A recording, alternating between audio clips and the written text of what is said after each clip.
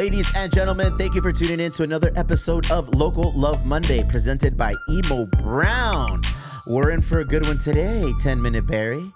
Look at you, bro. Always so professional, always so proper behind the mic, behind the cameras, running the show. I try. As always, Local Love Monday is brought to you by the wonderful people at 3 Punk Ales for all of your $10 social club carrying crowler needs. Cruise on down, make your card clack, get that discount back. The person that's coming in today clarified, validated, and said wholeheartedly that Bonita is South Bay. Enough said for me. I guess we have to take it. I feel that puts that weak debate to rest. I've been telling people I don't bang the South Bay because I'm not. I love the South Bay because I'm from Bonita and Chula Vista. There ain't no faking the funk. No faking the funk here, baby doll. We have a big name in the community. Somebody whose last name we were mentioning prior to the episode actually started. It's like, I know that last name, Chico. It's political. And it is. Well, we have Michael Inzunza here with us today. Bienvenido. So you don't have the headphones, so you don't hear all the cool things in the background. You don't hear the audience There's clapping, there's cheering, there's jeering. Is it Barry White in the background? Marvin Gaye? What am I listening to? Right now, echoed hand clap. Okay. People celebrating your arrival to Emo Brown headquarters. Thank you very much for cutting out some time out of your busy schedule. I'm sure it is extremely busy leading up to these upcoming elections. Happy to be here. No, I have heard of the Emo Brown throughout the last couple of years. I've seen some of the podcasts. I know you guys have hosted candidate Cesar Fernandez, school trustee. Yes. The city attorney Marco Verdugo. También. Even our current Senator Steve Padilla. También, el compa Padilla. You guys are very insightful on local topics, pop culture, and politics. I'm like, that kind of involves kind of about who I am. So Bro, I check all of those boxes. Yeah, no, happy to be here, brother. I don't know how we became political, man. That was weird. Because we were talking about this before the podcast started. We're not political at all. But as you get older and you start branching out and laying down your roots in the foundation and creating your family, whether you like it or not, is going to bring you in. You know, like I said, we're homeowners here in the community. We're business owners here in the community. My children go to the schools. So it's like all of those things are what politics' main drive and passion for is behind. Yes, sir. So it's like whether we like it or not, we have to be involved. You're invested here. Very much so. You're a homeowner here. You're a businessman here. Your children go to school here. You have every reason to be involved politically. Everyone does. Yeah. What we call being civic-minded. Whether you're part of a club, a nonprofit, you run for office, you're a volunteer commission for the city, that's your civic-minded duty. And we were branded a political podcast, and it hurt me. We took offense to that. BJ, it hurt me. I was like, we are not that. And then we hosted Voice of San Diego's political debate for the Chula Vista mayoral race and the National City mayoral race. And I was like, holy shit, we are a political podcast. It was a bloodbath. It was. Awesome. I think it was gnarly. Were you here for that by any chance? No, did you guys have John McCann and Mark Camp-Najjar together? Yeah, dude. At the same time? Same room. At the same time in our warehouse back there. To In a do squared that? circle. They were all about it. They were all about it. We're like, hey. Did it get heated? Yeah. Yeah. Did you guys put the thermostat to 85 to make them sweat? It was awesome to just watch these two politicians verbally jab each other for like a 90-minute event, you know, and hosted and mediated by the Voice of San Diego people. So I was like, oh, Really? wow. Yeah, we're lucky we had them to do that because otherwise we'd be like, what's your favorite burrito? Yeah, it was fun. It was fun to be like a fly on that wall and just have it here. And politically, strategically, that probably is not a smart move. Because if you say something wrong and you get underneath someone's skin and they slip up, whatever it is, you could use that soundbite. You could use that in a commercial, whatever it is. Forever. We just saw The Sandlot 2 days ago. Forever, man. We stayed at home watching. When 4th of July, we didn't have any plans, and my wife goes, The Sandlot is the most 4th of July movie ever. It really is, man. It really is. Hot dogs, baseball, and backyard parties. Right. And faking drowning. Peppercorn. Peppercorn. Mr. Inzunza, tell us a little bit about yourself, man. So, South Bay 100%. You know, I'd like to claim Chula Vista as my only city, but it really isn't. So both my wife and I were born in Bay General Hospital. Bay General. Which is, across the street from the Sears that's been torn down. And years later, my wife and I realized we were born in the same hospital. And but I moved around a lot. My parents split up when I was about 4 years old. So I grew up a big part of my life in apartments in San Isidro. Went to Willow Elementary by the border. and moved back to Chula Vista when my parents separated or divorced. And I think I went to attended about 7 schools before I graduated high school. But most of my upbringing overwhelmingly was Chula Vista, the city I was born in, but spent a lot of time in San Isidro in apartments and also in National City. National City. So I claim the entire South Bay as my home. And I have friends in all over the high schools in the South Bay, but I'm 100% Chula Vista. Both my wife and I, my kids are going to graduate from public schools here. A family man. I'm a family man. 19 years married. I got 2 teenagers at Olympian High School. Okay. And, playing the dad, taking one kid to bass lessons, the other kid to theater production. Oh, no, my kid's following my footsteps. Were you the bass player? You were a musician? I was mostly the bass player and singer, yeah. There it is, bro. So my influences were Simon Gallup from The Cure, Peter Hook from New Order. So I'm a new wave indie kid. New wave Mexican. Yes, Go sir. figure. Yes, sir. 100%. Favorite band is probably the Smiths. No. Here's the debate. When we were kids, it was always between the Smiths and The Cure. Uh-huh. My 2 musical heroes are John Lennon and Robert Smith of The Cure. Mm-hmm. But I love Morrissey. He's all right. Kind of a whiner. But I'm more of a Robert Smith, The Cure guy. So I grew up all over the South Bay. And I've been involved my whole life, off and on. I've probably been involved with about 40 campaigns since I was a kid when my pops first ran. Because your family, rather, is heavily rooted in South Bay politics. Yeah. So I wouldn't claim as being the founders, but both my mother and father are certainly amongst the pioneers of bilingual education in California. Okay. So my mother is an immigrant from Tijuana.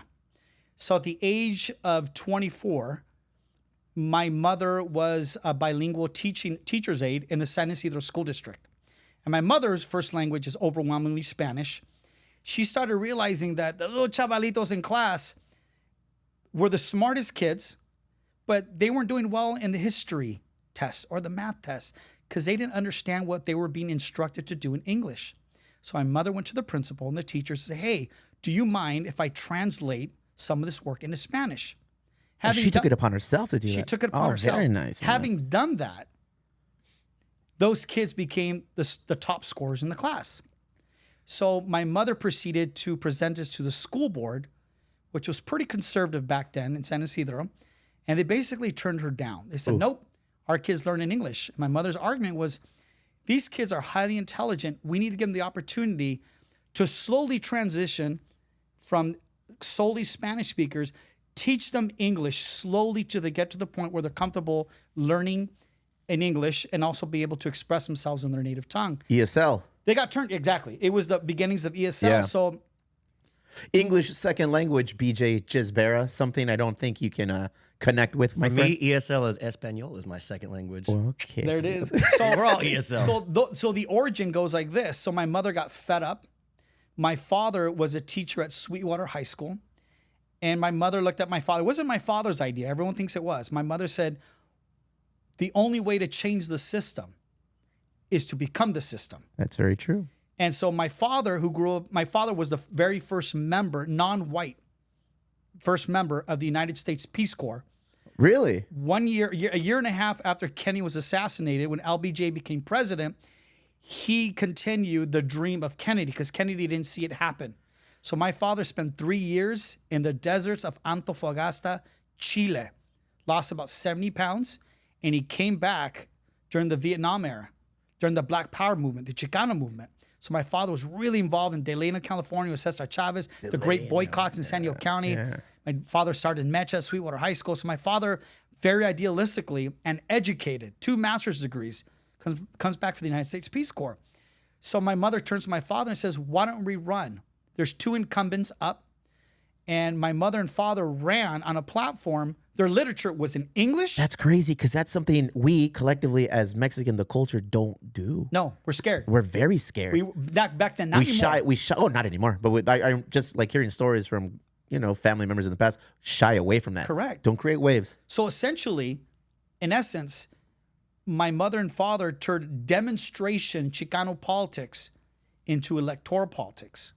Short story is my mother and father whooped these 2 incumbents, and my parents became elected to the San Isidro School Board. Wow. So this March 2025, is going to be the 50th anniversary of that. And UCSD right now. Dude, that is a huge deal. It's a pretty big deal. That is a very big deal. UCSD, this is a bigger deal. UCSD right now is doing a year collection of all the archives of my family since March 4th, 1975. Wow. I was 3 years old. So I basically, grew up in that era and saw my parents and father on phone calls, talking to people, mobilizing, whether it's with, the children of Cesar Chavez and organizing the great boycotts in Chula Vista, really, where Alpha Beta was, on Melrose and all that. Sir. My father was leading those boycotts with a number of really good Chicano activists in the South Bay. Wow. So what happens is my parents left the board years later. My father was in National City for 30 years. In the 80s, one of my father's students, a kid named Tato Rivera, was shot in the back by a National City police officer. Killed him. And you're not supposed to shoot people in the back. He was unarmed, a 16, 17-year-old teenager. So my father turned to my tío Nick, my tío Ricardo, my tío Yo-Yo, and says, hey. You got a tío Yo-Yo. I have a tío Yo-Yo. Nice. There it is. That's how do you know you're Mexican? You got a tío Yo-Yo and a tía Chela, homie. Yep. And so what we did is, what my father did, he says, you know what? Same platform. He goes, we need to take this upon ourselves, fire the police chief. So my father ran for National City Council, and my Nino, my tío Nick, ran his campaign. And in National City, there's no primary elections. So it's basically winner take all. There's 2 people up for office, 2 incumbents, and 7 people ran. My dad got first place, beating the 2 incumbents. Why? My dad taught 3 generations of National City students at Sweetwater. And our household name was really big because my father was a dedicated educator, Mecha advisor, the Black Student Union advisor, the advisor to Samahan, the Filipino brothers. So my dad was everywhere. And my dad attended Sweetwater. All the Inzunza uncles attended Sweetwater. So that was a big Inzunza clan. You guys were like the Yellowstone, the National City, bro. Well, National City is where my family's known best, overwhelmingly. Not Chula Vista, National City. So my dad gets elected to the National City Council. He serves 3 terms there. 12 years, and vice mayor, and he never left Sweetwater. He was doing it simultaneously. So it was really how easy. Honorable, man. That is awesome. That's my old man. But when people ask, Mr. Inzunza, he was the guy that started politics South Bay, politician. My dad goes, no. He stopped them the same way I stop people. My father is an educator like myself. My father ran out of necessity. My father ran because he was civic-minded. He didn't run because he wanted a political career to run for Congress. My father did not run for any higher office outside National City. He goes, I'm running because of the way they treated my students that I love. So that mindset, when I was in high school and knocking on doors with my skateboard, my long bangs, knocking on doors in National City. Singing Morrissey lyrics. Exactly. Unreal. I learned that. And the only way you could truly be a civil servant is you knock on doors and you listen to people. Nobody does that anymore. I learned that when I was 14 years old. My father first ran. So years later, my uncles run for board. My other uncle, my Nino, who ran my dad's campaign, became president of the South Bay School District. He was honorable. And so my brothers, one became a San Diego City Councilman. The other one replaced my father and eventually became mayor. So it's been in my blood. And I had been pushed for years and years in my early 20s to run. And I said, no. I'm an educator. I do this. I got my own private life. I'm good. It wasn't until just about 3 years ago that Congressman Juan Vargas and Senator Steve Padilla and other people in the community go, Mikey, you're born and bred Chula Vista. Yeah, you have no choice. Yeah. This is your... Yeah, and I really didn't want to do it. I really fought it. As a matter of fact, people were pushing me to run for mayor of Chula Vista. Mm-hmm. And so you have great name ideas. I said, well, my family's been elected all over Nestor, San Isidro, Logan Heights, Southeast San Diego, National City, but there's never been an Inzunza elected in Chula Vista. And it's the 2nd largest city in the county. Believe that. But what I realized after I started walking precincts is East Chula Vista is the South Bay's middle class. And everyone that lives, we have a lot of military people moving into Chula Vista because it's affordable. But when I'm knocking on doors... We're affordable? When I'm walking, We're affordable now. Well, we'll put it this way. The same cookie cutter homes built by, back in the day. McMillan. Pardee Homes, Shea Homes. Yeah, Shea. In Scripps Ranch, the exact same 3 or 4 models. In Scripps Ranch might be $200,000-$300,000 more than in Southeast Chula Vista because people countywide don't see it as desirable enough. I don't see that as desirable. There's no taco shops up there. Exactly. But if you're from the South Bay, that's a badge of pride. Like, no, we still say it. People that grew up in this community don't move to Leucadia. No, sir. Or Rancho Santa Fe. We're hometown kids. Yes. We stay here. So, but walking, I didn't realize it until I started walking precincts. I knock on a door. I think it was the very first door I knocked on. How you doing? I'm Michael Inzunza. I'm running for city council. And he goes, did your father teach at Sweetwater? I go, that's my old man. Your father's Ralph Inzunza. I go, yeah. 2 doors down later. I think, who's the Inzunza who was the assistant principal at Calza Park Middle? I go, that's my wife, Alejandra. And that's funny because before we started the podcast, we were playing that game with him. It's like, wait a second. Who's the Inzunza who's an educator here in the Hilltop area? And you're like, oh, that's me. Well, I taught summer school, and I think 7 degrees of Inzunza. Yeah, they would ask your the wife. Kevin Bacon of the South Bay, bro. Your wife graduated Hilltop 2000, and when you asked me that, I go, I taught summer school there. I think it was in 98, 99. I probably taught your wife government and summer school. But I got a lot of that. And they're like, you taught me here at this school. Or I remember you from this. Or you used to be a skater. We used to skate together. We went to rural elementary together. So the familiarity was really, really helpful. So I argue. Double-edged sword or primarily helpful? 100% helpful. Very nice. 100% Name helpful. recognition is everything in politics. It's not just name recognition. I feel like I've navigated my whole life just being good to people and being helpful. And I get that. I mean, I think I've had maybe close to 300 donations. Very nice. And some of the people that donate, really humbling. People, it kind of been a parent of someone I taught 20 years ago. They go, Mikey, 400. Give me $400. Someone I've not seen, Stephen, in 25, 30, 20, maybe 25 years. And they're donating. And they go, you had a big impact. You wrote a letter to Pepperdine for my kid to get into college. That's awesome. And that's when you shed the tear. That's full circle. That's when you shed the tear. I mean, those are the moments I realized, I think I've tried to make a very intentional effort to be good to people. And that's the way I want to govern. That's the type of person I want to be. That's what I want my legacy to be. I don't want to be known as a politician because I'm not. You're an educator. I'm an educator at who heart. sees a need he needs to fulfill where there's a bridging the gap. I'm a punk rocker, cafe racer, educator. Punk rocker. Oh, yeah. Who's your favorite punk rock band? From the early 90s. I go back to Misfits, The Cramps, Circle Jerks. Hella Mexican. Oh, wait, the Mexicans, you asking, what's your favorite punk band? Los Misfits, way. Los Suicidal Tendencies. I can see him with a devil lock. You know what's funny is a lot of the bigger new wave and punk bands, the biggest non-speaking, English-speaking country they're bringing is in Mexico. Mm-hmm. Have you seen the artist on Instagram? He'll take this guy does banda music. Okay. And he'll translate to English or Spanish. And he'll do a Morrissey song in Spanish. Yeah. You Easy, seen that cat? What's his name? Easy Band? Easy something. Easy Band. Easy Banda. Uh-huh. So it's because a lot of those are lyrics from the Smiths and the Cure, being depressed, all that. It's relatable to Mexicans. Oh, for sure. Bro, Juan Gabriel? Yeah. I mean, that's what if you listen right to any banda, any trio, any music like that in Spanish, depressing as hell. Oh, my woman left me. Right. Todo aguitado. That is Mexican music. That's new wave. That's new wave, So bro. Mexicanos relate to that.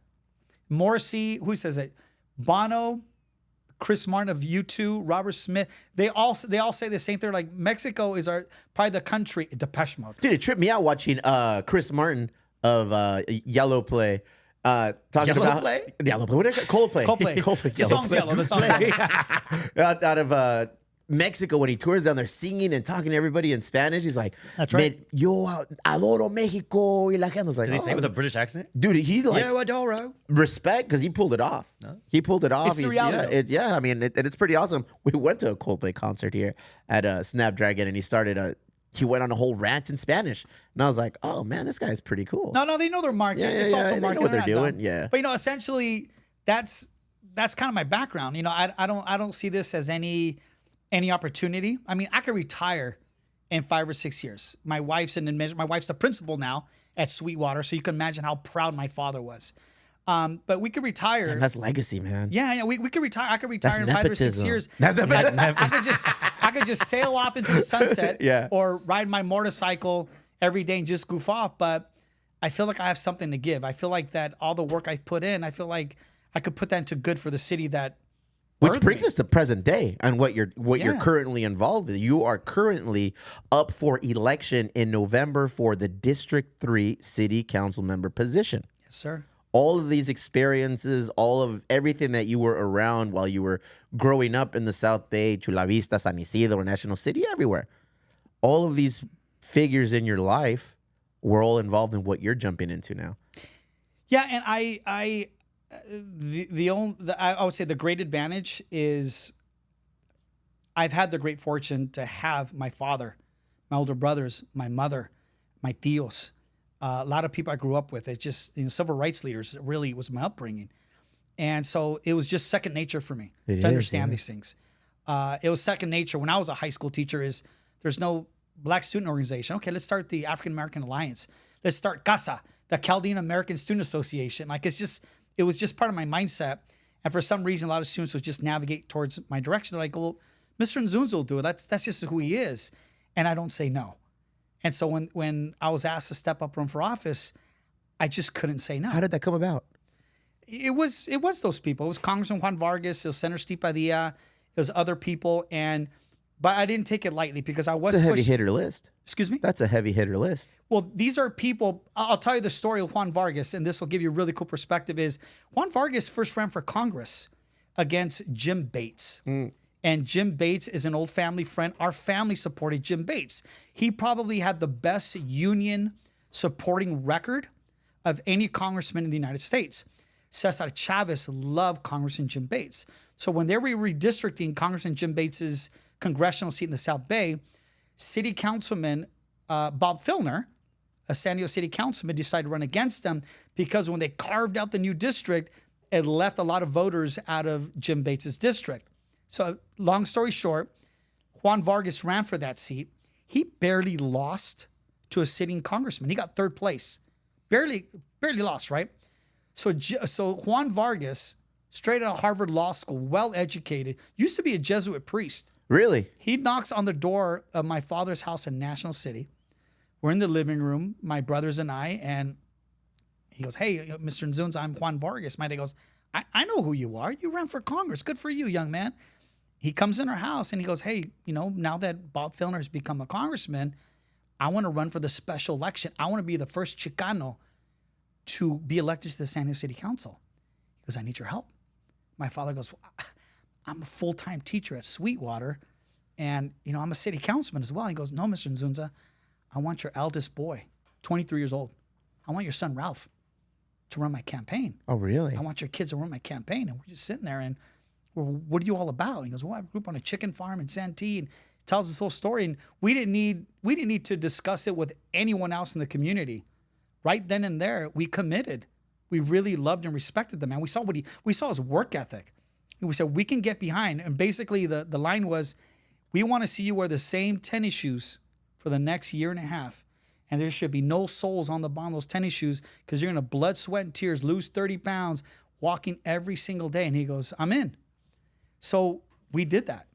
And my brother ended up becoming the chief of staff at 24 years old to the first Chicano city councilman. And from there, it was Denise Ducheney. You had no chance to choose another profession, man. All roads lead to this for you. So Denise Moreno Ducheney, Puerto Riqueña, she was a San Diego Unified School Board member. She goes, I want to run for the state assembly. And she ran against the mayor of Chula Vista, Tim Nader.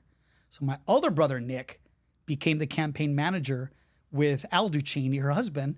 And on that campaign staff was Nora Vargas. It was Colin Rice, the future chief of staff to Juan Vargas. It was Ana Lilia Molina Rodriguez, the future chief of staff to Ben Wessel. We were like a training ground for future bigger elected officials, and we all worked our tail off, and we beat the mayor of Chula Vista by 27 votes. So here we have my old man, became a city councilman. Then we have Juan Vargas in the 8th largest city in the country, and then we elect a Puerto Riqueña to the assembly. All of a sudden, hey, we start getting all these school board members. Your name starts carrying a lot more weight. and it's very difficult because the expectations are high. But our mindset was, if you want to run for water board, for school board, for city council, yeah, we'll help you. This is how we do it. But you have to work. You have to knock on doors. You have to earn it. There's no easy way out of doing this. And over the last, 30 years, that was like 25 to maybe 40 elected officials all over the county, mostly South Bay. And that became like our hallmark. This is how you work. This is how you knock on doors. So I grew up with that mindset since I was a kid. And I ended up working in county government and all that. I became an educator. I really steered away. I mean, over the years, it was, 10 years ago, 20 years ago, you should run for Chula Vista School Board. You should run for Sweetwater. And I just ignored it and ignored it and ignored it until the time where, I've been married long enough where we're stable, where my kids are teenagers, I don't have to worry. We haven't. Priorities have been checked. Yeah. Everything is in order. So, I think my maturity's there. My experience is there. I've been a commissioner for the city of Chula Vista for the last few years as a volunteer. And I see, I think this might be a good time in my life now where I'm comfortable enough. I have the education, the experience well enough where I know the city well. And so I said, you know what, screw it. And I met with probably 10 people who were considering running. Most of them sitting current elected officials, former elected officials. For really, District 3. Yes, high-end people. And my mindset is I don't want to step on anyone's toes. I don't want to be the guy that's just dismantling or trying to hurt someone else. That's not my mindset. And I think people are so humbled by it. They're like, God, Mikey sat me down for coffee and asked kind of like my permission, or asked like, hey, are you considering running? I heard you're running. And ends up none of those 10 people ran. And I don't think it was definitely not intimidation, because that's not the way I approach things. I think that, you know what, Mikey's been around. He's been a cool guy. Mikey rolled up to him, invited him to coffee, and say, hey, so I'm running now.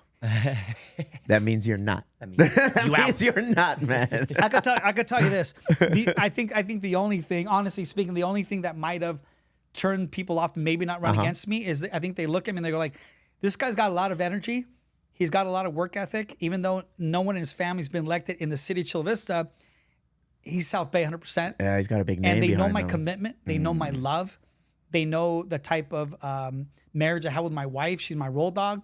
And they go, Michael and his wife, his family, his friends, he's always been good to people. Solid people. So why run against Mikey? I think that's kind of been the mindset. And it went from there. I'll be 52 next month. And I could be retiring, but I think it was just the right time for me. It's time. Yeah. What's the allure to District 3? Why are all these top... Oh, wow. So the city of Chula Vista is still the fastest growing city in the state of California. That's right, Barry. I think right now we're like the 8th largest city in the state. Okay. We're going to be number 4 or 5 in the next 5 to 10 years, and I'll tell you why. So, when you and I grew up, when you went to Bonita, there was probably only, 80, 90,000 residents. And the only thing back there was one road to Southwestern College and one road to Bonita High School. And all we remember was cow pastures and rolling hills. And that's why they call it rolling hills. And we didn't think of anything. No one thought about development out there. And a lot of developers, a lot of elected officials saw the potential in East Chula Vista. And I saw it right. I remember when Costco came up and the Chili's, and, I saw it coming up. And since then, we've been growing so fast that now... Too fast? We need to pump the brakes. A little. But we also need to meet the housing demand. So this is how I see it. We're the only city in the state of California with a population over 250,000 people that doesn't have a major university. Even Stanislaus, California has a university. So you have, guys like, Assemblymember David Alvarez. Made a couple moves, movidas here and there, and he secured basically 383 acres of land in my district. But the CSU system, the chancellors, there's no money right now, and they're not even projecting anything right now. But, Steve, 5, 7, 10 years from now, you know what? Okay, we're budgeting. The state of California is budgeting. We need a new university, and it has to be in East Chula Vista, in the city that's going to hit 300,000 people any second now. We need a major university. But along with that comes housing opportunities. It becomes an industry. I don't like that all my friends and family have to drive to Temecula, Sereno Valley, downtown San Diego, or different parts of the county to work. White-collar jobs and blue-collar jobs. Why can't we have biotech here? Yeah. Why can't the Sereno Valley, the triangle over there, why can't that be here? Why can't we give incentives to developers to create biotech, to have the facilities here? Otay Mesa is going to outgrow sometime. Yeah. Why can't we have it in the city of Chula Vista? Why can't we? Why? Because no one has had the vision, no one's had the mindset, no one has had the ganas to make those difficult decisions. And that's my mindset. I have all the local senators and Congress members have all endorsed me. And so I have the ability. I have friends that work for the CSU system. I have friends who are federal and state legislators, I have the ability and the connections and to mobilize and get things done that way. For me, it's, I'm one cell phone call away from local legislators. Hey, let's talk about this. You know what? Let's do that. This is down the pipeline. What do you think? I already have about 20 feet head start than most people walking as a city councilman. I want to come in as a regional person.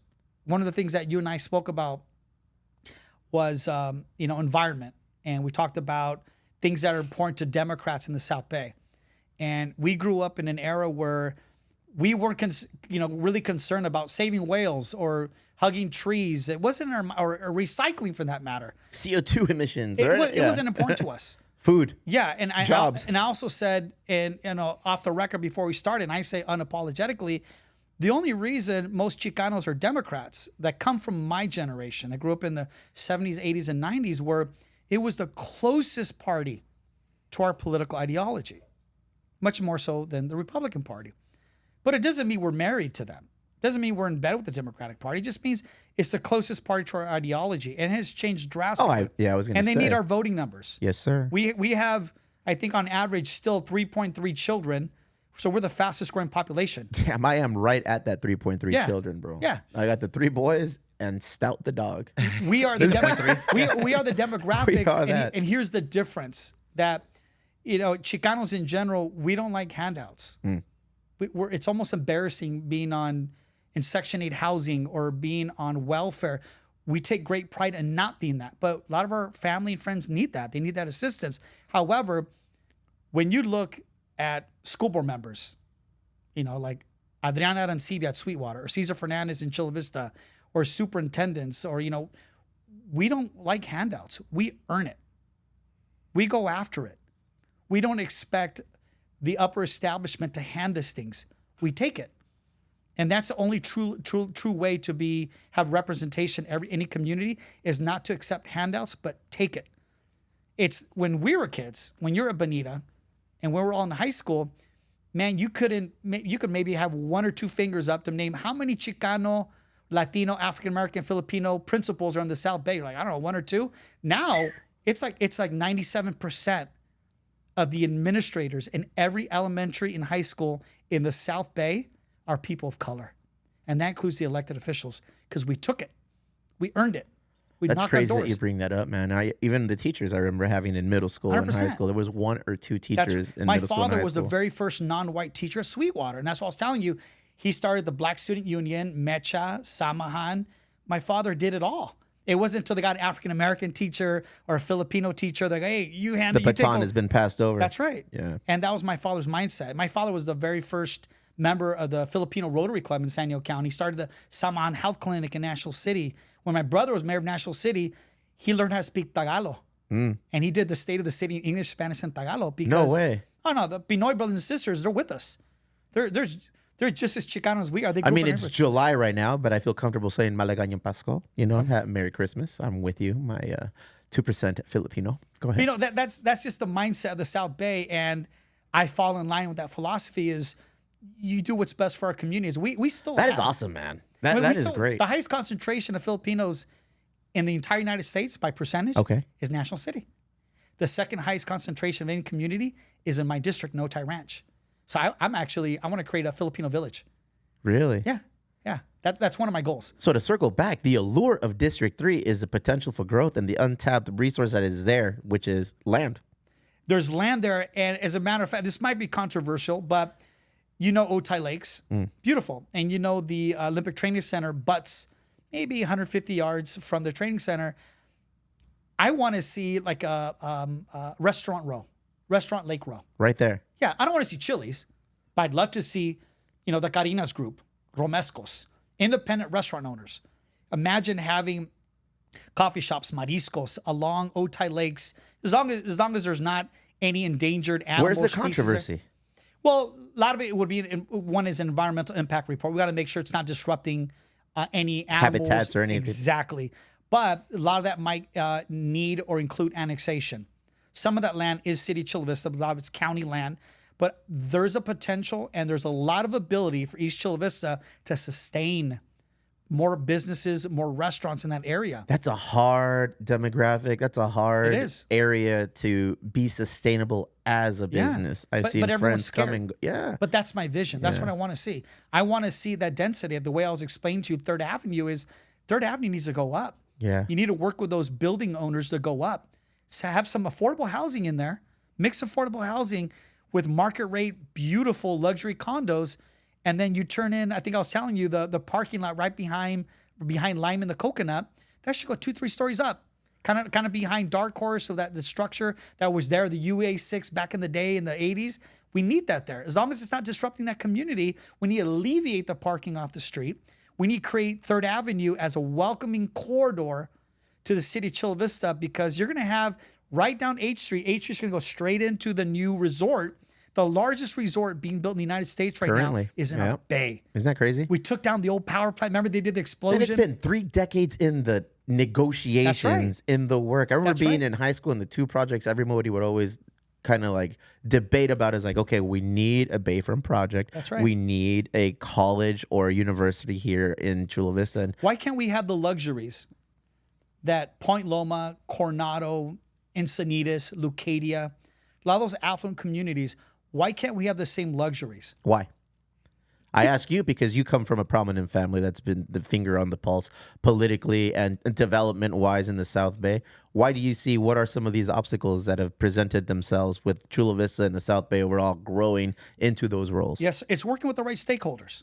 Right now, we're very fortunate. We got a new chair of the Port Commission, Frank Ertassin. As a matter of fact, his son, Tomas, is my campaign consultant.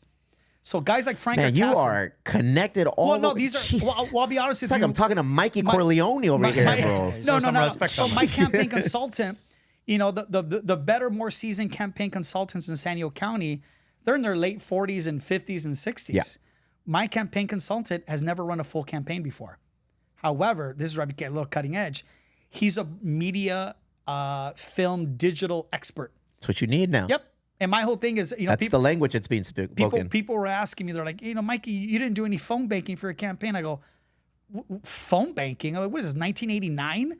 I go, no one picks up a landline anymore. It's like, I did a TikTok dance, bro. Yeah, if you getting our name out like that. If you're phone banking and you're calling people's cell phones, people get upset. They spam, they hang up. Yeah, quickly. It's putting digital. Phones recognize when somebody's spamming. It's like, thank you. But if you get a text, say, hey, vote for Mikey, vote for this person, whoever it is that's more accessible. If you could lock in through Instagram, TikTok, and Facebook by zip code where people live, and you could specifically target households of voters. It's almost an unfair advantage for people who speak that language to people who don't, who are running against each other. So my mindset is reach out to them through social media, reach out to the youth through social media. So I wanted someone who was younger. This guy's in his 30s, and he's very intelligent, but he's never run a full campaign. He's worked on several campaigns. He's very intelligent, but he's never run a full campaign at all aspects, like walking precincts and all that. But I relied on him. We trusted each other. We're doing it together. And that's kind of been my mindset. But his father, let's get back to the subject. His father is the new port commissioner. So he's working very well with Ann Moore, the city of Chula Vista port commissioner. They have the vision. And those visionaries are seeing Chula Vista as a lost opportunity. So as they're building that new resort, they're preserving parks, open space. Yep. The Bayshore Bikeway. When I worked for Greg Cox is the champion, the hero of parks and the Bayshore Bikeway and paths in San Diego County. That's Greg Cox's legacy. He started, don't forget, Greg Cox was a teacher. You don't know this, I bet. No. An ASB dean at Bonita High School. All I remember about Mr. Greg Cox is him at the Starlight Parade. Yeah. With the big Mr. Magoo glasses. That was it. Yeah. And he had the big Mr. Magoo glasses. And I remember his name was splattered all over Bonita. Yeah. And I was like, why is this guy? So he was a teacher. Yeah, I was like, Bonita. Why is this guy running for mayor and promoting Bonita? I was like, this doesn't make sense. Yeah, like my old man. He started as a teacher. Then he ran for city council. He wanted to do the right thing. And he went to Chula Vista High. So he's one of us. He's a South Bay kid. And he ran for mayor of Chula Vista. He ran for county supervisor. And that was his number one thing he taught me. I was his district director. So I represented all the South Bay areas of his district for a couple of years. And he taught me this. He goes, once you lose land, you never get it back. And that's why I was so adamant of keeping Harborside Park open.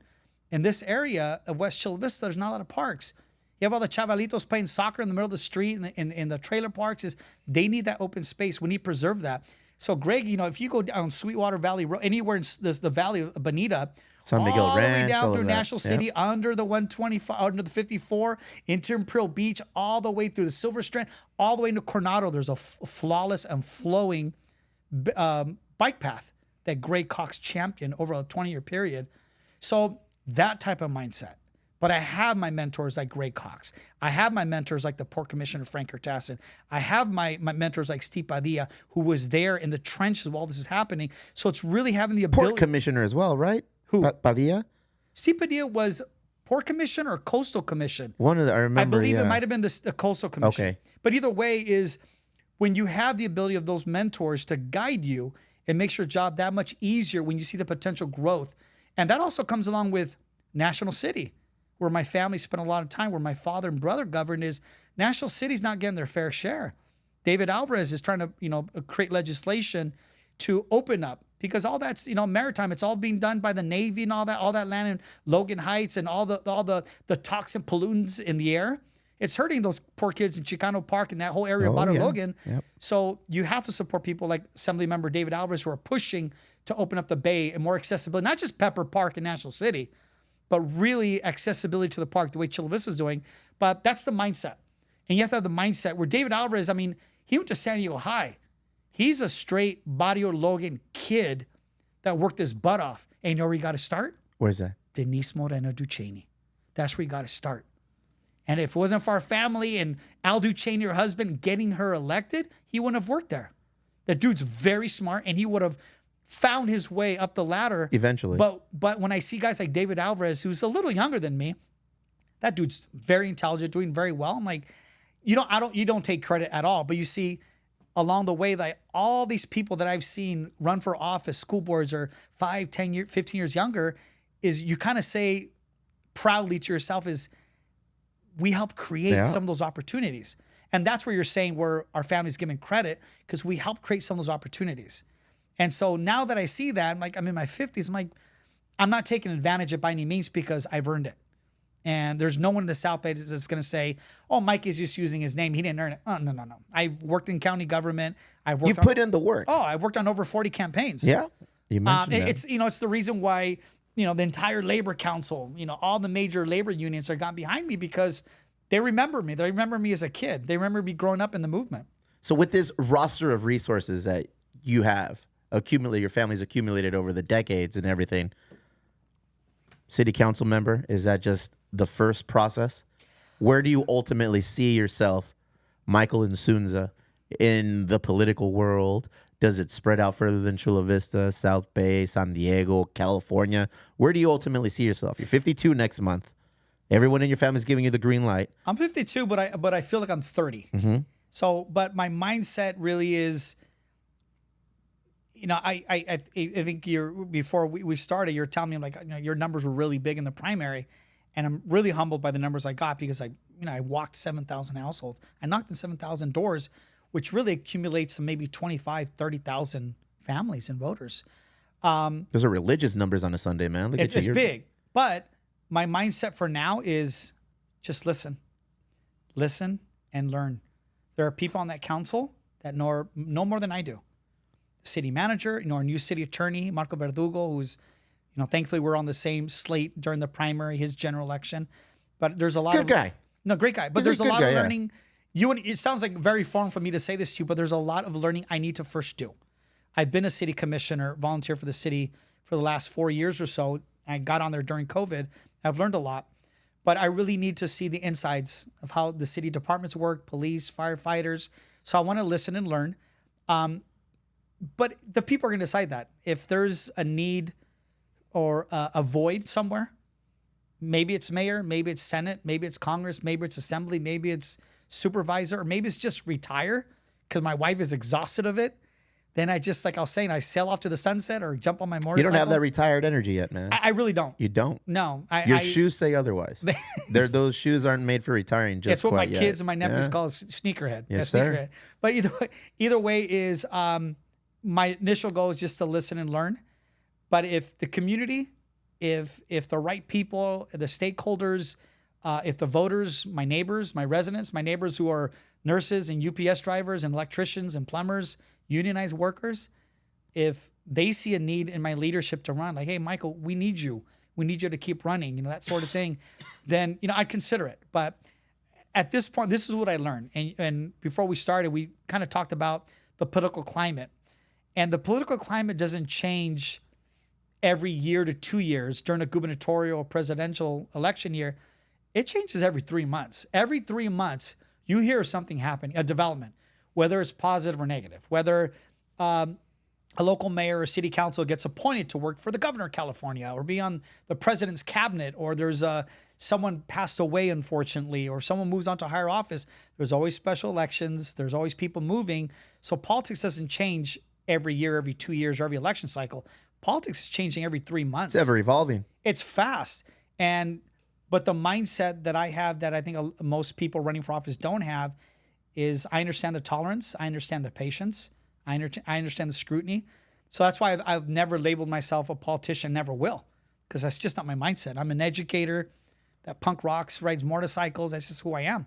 I'm pretty unapologetic. I'm pretty candid in how I speak. And that's been my thing. I was even told, and you'll find this interesting. We're talking about Greg Cox. Yeah. Greg Cox is what you call the last of the Republican Mohicans in the South Bay. You'll never find national city down the border a regional Republican. County supervisor, Senate, Assembly, Congress. The numbers have changed drastically. Why do you see that? How the numbers changed. The numbers? Yeah, it's just pure demographic. Yeah, the numbers and the voter demographic. Just the same way with any elected official is things change, populations change, political philosophies change. But Greg Cox is a statesman. He's a good man.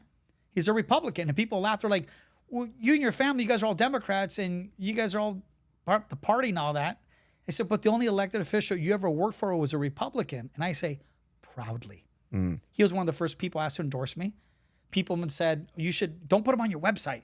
You have a Republican website. I'm like, I don't care. Even at the local level, local government level, that bipartisanship plays a big role. Absolutely does. Really? Absolutely does. That's interesting. The Mar Camp-Najar and John McHenry's, every voter knew. That's where it made. Every voter knew that John McCain was a Republican and Mark Camp-Najar was a Democrat. Every voter knew. Prior to that, I don't think it was in that much focus or that focused upon than it was in that race. I was wow. I would agree with you. I was like, this is new. My mindset is people have this very divisive way of seeing local politics. They're like, are you Republican? Are you Democrat? I'm like, no, I'm cool with everybody. My mindset, and I think it was right after I won the primary election, overwhelmingly, I was on a couple of news broadcasts. The next morning, 6:30, I was like, oh, my coffee, all crudo, right?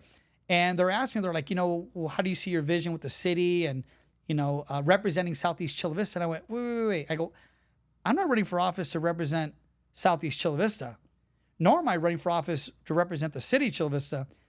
I'm going to be a team player and help the entire South Bay. See, that's a diplomatic answer, man. That's what leads me to think is like, this is not the end all be all. But it's not even that. My mindset is I want to help Mayor Ron Morrison and Jose Rodriguez and Marcus Bush help them out with the port because my affiliations and my connections with the port. And I want to help Mayor Paloma Aguirre in Imperial Beach with all the wastewater from Tijuana that Congressman Juan Vargas and Congressman Scott Peters put in, I think, $300 million into, and Steve Padilla trying to make sure that water's not contaminating our waterways. But I want to help them. If there's homeless issues in National City or in Imperial Beach or San Isidro, that affects Chula Vista. Yes, it does. We need to work as regional partners to support each other. So I'm not just running to keep Southeast Chula Vista middle class and university and que bonito, we have our little restaurants and this and that. Yay. No, you have to run as a regional leader and listen and cooperate and work with other people. But I think that's where I kind of stand out amongst my opponents. And you definitely do in that aspect. You know what I mean? For sure. And it doesn't come with arrogance. It just comes with humility and confidence that I've learned that and I've built those relationships because it comes with your upbringing. I mean, blood, sweat, and tears when I was in high school and college. And they go, we remember little Mikey walking for me, blood, sweat, and tears. And he never asked me for a job. He never asked me to pay him. All he wanted to do is just help. And so Greg Cox and Steve Padilla and Juan Vargas and, even Dr. Kilo Weber, all those type of people endorsed me overwhelmingly. They said, no, this is a no-brainer. Yeah. Tony Atkins, who's state Senate pro tem, who could be the next governor of California, she remembers those things. She remembers me out there, and she's like, he's the real deal. So we're at a crossroads.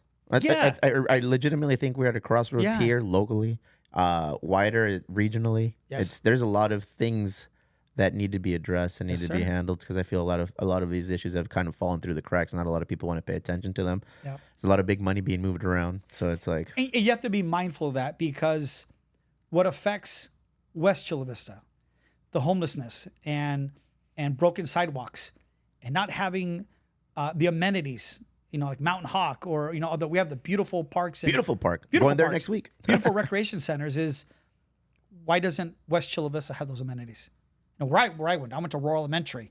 I learned how to swim at Loma Verde. Mm-hmm. I played baseball at Max Field, and I married a Castle Park girl. Beautiful Loma Verde now, man. With the new upgrades and everything. Yeah. And that, that comes from Measure P, the half-penny tax, infrastructure. Makes a difference. A huge difference. Yes, those are the things that we need to be cognizant of.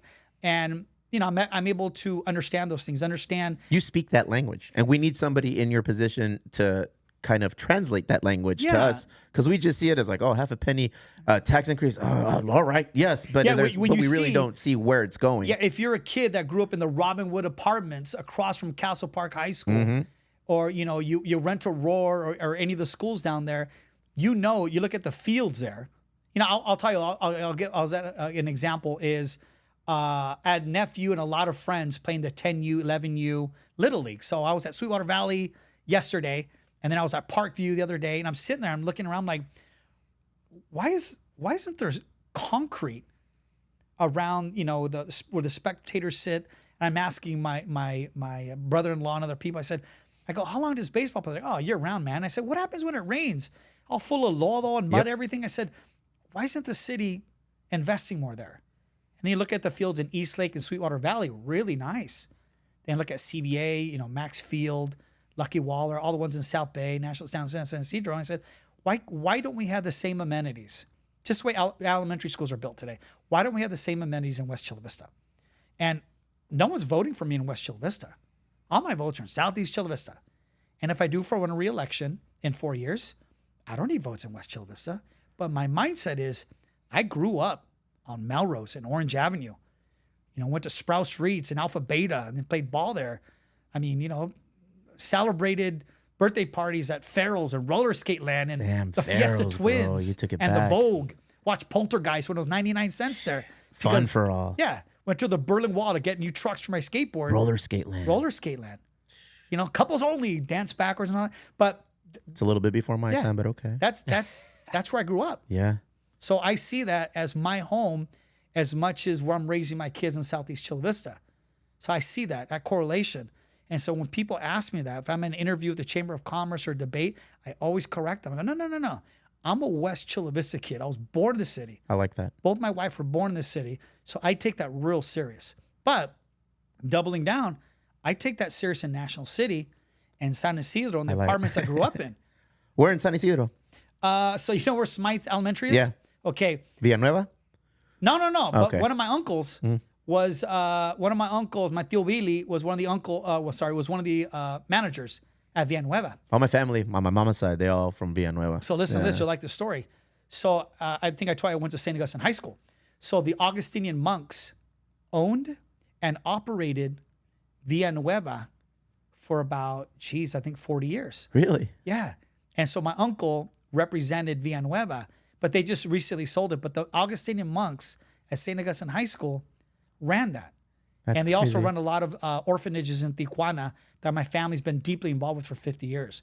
But so where Smythe Elementary is right down the street, not going towards Del Sol, okay, but going south, going towards La Bodeguita. Where the Boys and Girls Club is, and then down the hill? No. Okay, if you go right down the street from Smythe Elementary, there's this little old beat-up motel. Okay. That's been there, I think, since the 40s. We call it the No-Tell Motel or Migra Motel. That's where a lot of shady stuff would happen at night. Drug transactions or coyotes taking undocumented workers, taking advantage of them. So I saw that growing up right next door to those apartments, the apartments Del Prado. Okay. So that's where I grew up. I lived there. I was born in those apartments. And when my parents split up, I went back and forth between Chula Vista. You got your finger on the pulse on the whole region down here. That was my neck of the woods. So it was there before the trolley was there. And then it was La Bodeguita, owned by the Marcelo Lopez family. Yeah. And whose offspring is Rudy Lopez. El pinche chancludo de Rudy. Yeah, La Chanclas. Hey. So Chanclas family started that, and now he's a San Ysidro school board member. Yeah. So I've known him for years. Rudy, put it this way, Rudy Lopez worked for both of my brothers. Did he really? Rudy Lopez worked for my brother when he was mayor of National City, and I'm pretty certain he worked for my brother Ralph when he was a San Ysidro City councilman. So I go back with Rudy back in the days when he was at Marion. Man. Rudy's a trip. He went to Hilltop. No, he didn't go to Marion. He went to Hilltop. Yeah, he's a Hilltop kid. But we go back. I've known Rudy since we were little kids. But I grew up in Del Prado. And one of the things that really gave me perspective is we'd be sitting just, playing La Traes or Hoyitos in the apartments. And you'd have 20, 30 inmigrantes, like poor. And, the Border Patrol station's only 2 blocks away. Yeah, it's right there. No. Señora, ven para acá. El camino está por ese lado. Ahí está el centro de la inmigración. Está para allá. Tienes que caminar por este lado. Aquí está el freeway. No cruce la calle. No cruce la calle. So what we would do is, espérate, ¿tienen hambre? Sí, pues no tenemos mucha hambre. Estoy embarazada. I'm like, oh my God, pregnant woman. So we go to the house, and my mom would pack bananas, granola bars. So we didn't have bottled water. I think it was like a Alpha Beta jug of water. The milk, clean it out, put water in there, and we'd feed the immigrants. So much so that my mom would get in trouble because my mom worked for HUD. Okay. For housing and urban development. So those are things near and dear to our heart. My mom later became the manager of those apartments, and my mom chose to live there. Section 8 housing. My mom chose to live there because she wanted to live there. Background, yeah. What a story that's my jefa. That's crazy. So my mom was hardcore. Yeah. So we would basically, it was a normal occurrence. We're just hanging out, and there'd be undocumented workers coming through the neighborhood, and we would just feed them. So much so, when kids would play cops and robbers, we play migra. And how do you play migra when you live in San Ysidro? Is the birds up in the sky, the Border Patrol helicopters, they would always come up. They don't give a crap who's sleeping at night, the big old lights, spotlights. So what we would do, we would purpose, like 4 or 5 of us would purposely run in front of the lights. We go like this, like we were scared, and we start scattering. That's a crazy game. We called that migra. And then we run to our apartments and we sneak out the windows and look, and you'd have a bunch of, back then the cars were like in a really weird green color. And they pull up in our apartment complex looking for people in spotlights, and we would just sit there cracking up. We would antagonize the Border Patrol. This guy was a punk when he was like an adolescent, bro. That's how it was. That's how it was back then. But that was just our normal thing. I went to school 1 year in Tijuana. Okay. So in the 80s really started the trend where Mexicanos who dual citizenship, they would send their kids to Chula, Hilltop, especially Marion, St. Augustine, OLP, some of the more affluent families from Tijuana, but they'd also send their kids to Hilltop, Chula, Castle Park. So put it this way, when 9/11 happened, about, I don't know if the numbers are correct, hope I don't get in trouble with my friends who are Scoper members, about 1/5 of students disappeared for about 6 weeks to 2 months. And they realized that a big portion of the students attending our public schools live in Tijuana, but they're American citizens going to school in Tijuana. But school districts and superintendents aren't in the business of playing Border Patrol. No, pues no. No. And schools get funded through ADA, average daily attendance. So that everyone just sort of keeps quiet about it. But either way, those are school funded. That employs teachers. It's a scale effect, unionized workers. So what happens is, in that era, they were sending kids to school in Chula Vista, so their kids can improve English and improve their American way of life. My father, who was in the United States Peace Corps, goes, no. Mi mamá nos mandó a Tijuana. She goes, you're going to wake up at 12 years old, you're going to jump on the trolley. And you're going to head south. Yep. You're going to take and I go with my big old mochila, my goofy uniform.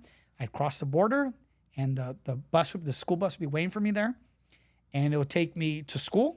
And back then, in Tijuana, you have 2 sessions. School goes from 8 to 12, and then middle school and high school go from about 12:30 to 5. That's how it is in Tijuana, most schools, because there's not enough room. Okay. So they use the elementary classrooms for high school classrooms. That's how it really works in Tijuana. And my mother and father's mindset, don't forget, my mother's from Tijuana, and my dad's a National City kid, OT and C. And my mother goes, no, you're going to go and learn Spanish, improve your Spanish. And when someone walks in the classroom, póngase de pie, you stand up. Sí, señora. No, señor.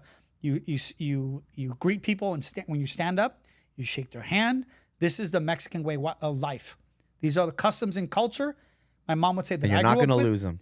Yeah. So my mother wasn't trying to turn us into be Mexicanos because we're Chicanos.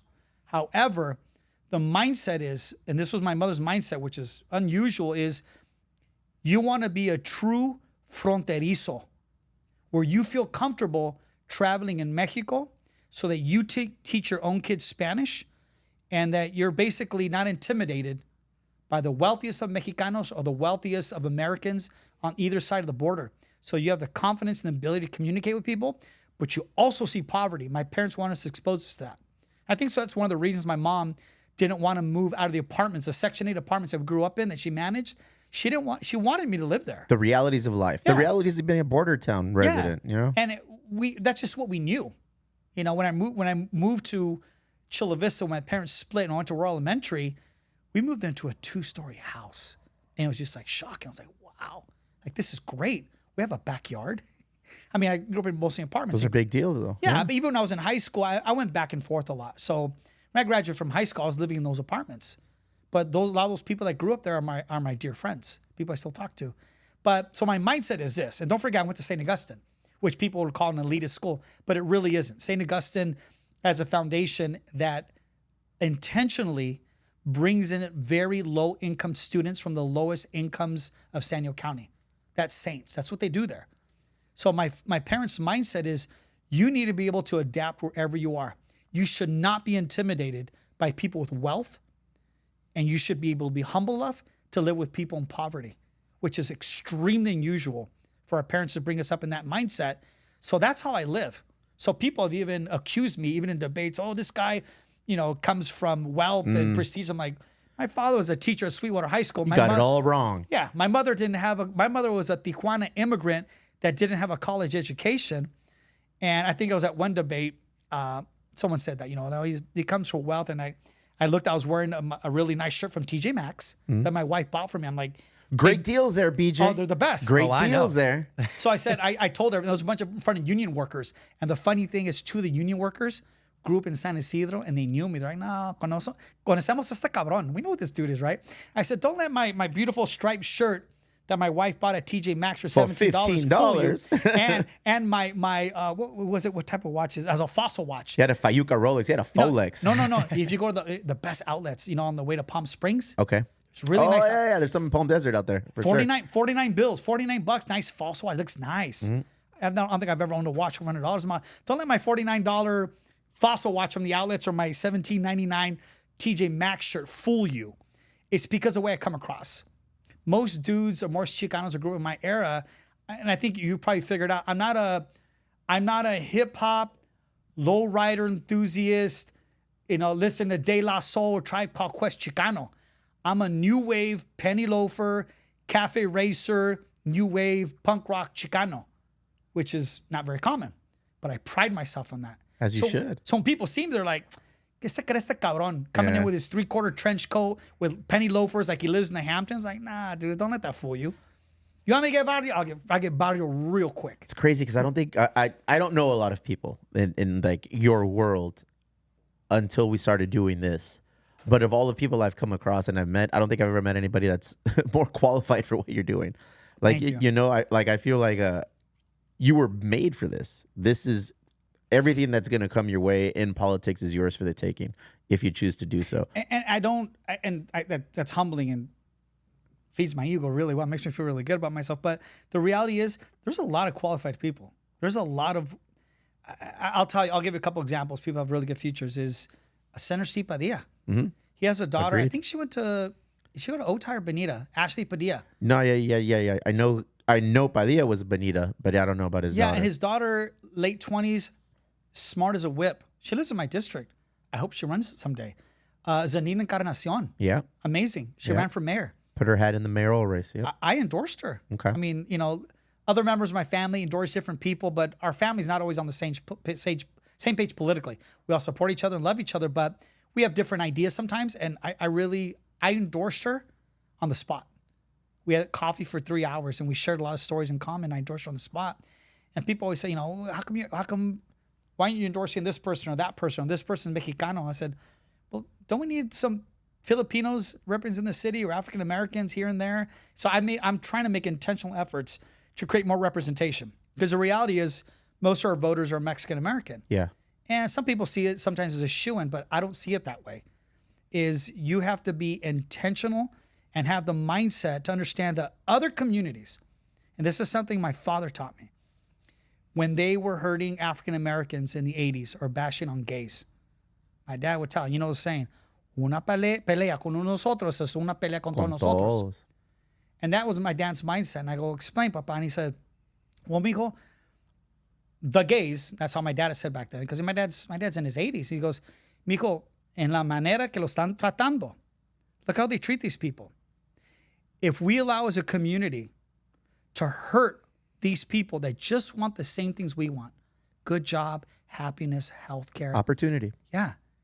If we allow the greater dominant community to hurt those people, he'd say, who do you think is next? Us. So we in the fight need to help all the disenfranchised, the gay, the transgender community, the black community, the Pinoy Filipino community. My dad goes, their fight is our fight. And when in the 80s, all we were doing, like I was giving the example, all we were doing is electing Mexican Americans, Chicano, yeah. But our mindset changed, our family mindset changed in the last 20 years. It's not about race anymore. It's about classism. It's about the disenfranchised. And those disenfranchised could be poor white folks in Chula Vista as well. Mm-hmm. It's all people. And so I don't have that mindset the way most people running for office. Most Mexican Americans running for office have that mindset. Like, you have to be Chicano, you have to be a Democrat, and you can't work with Republicans. I'm like, you got to fit in this box. Not me. I'll work just as well with Republican John McCann as I am with Councilman Jose Preciado and Carolina Chavez and hopefully Council Member Cesar Fernandez. Is my mindset. That's my mindset. Is you have to be willing to work to all sides if you want to get things done. You can't put yourself in the box. You can't be that way. And so my mindset is I'm going to work with Republicans just as much as I'm going to work with Democrats. It just happens that I'm registered as a Democrat, but there's a lot of things the Democratic Party does that I don't always agree with. And there's a lot of unhealthy. It's unhealthy to just... I'll give you an example. You want to mind? I'll give you an example that's controversial.